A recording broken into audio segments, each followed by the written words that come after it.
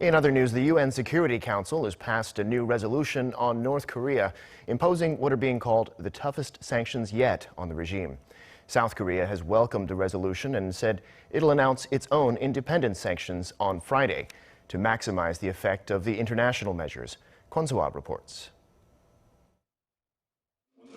South Korea immediately welcomed the adoption of the UN Security Council's new set of sanctions, drafted on the heels of Pyongyang's fifth nuclear test in September. Along with Resolution 2270, the new resolution is another milestone in that it imposes the toughest and most comprehensive non-military sanctions on North Korea in the history of the UN. Minister Yoon added that if North Korea does not take the path toward denuclearization, it will not only have to deal with greater economic difficulties and diplomatic isolation, but it will also have its UN membership suspended. In a bid to maximize the effects of the new UN sanctions, the South Korean government held a meeting of related bodies, including the Foreign, Defense, Unification and Economy ministries, and said the Prime Minister's office will announce Seoul's independent sanctions on the regime on Friday morning.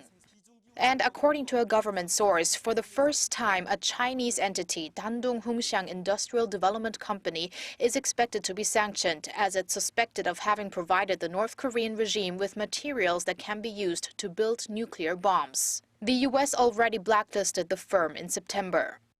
Meanwhile, Seoul's foreign ministry says Japan, the U.S. and the EU are also expected to announce their own unilateral sanctions at a similar time.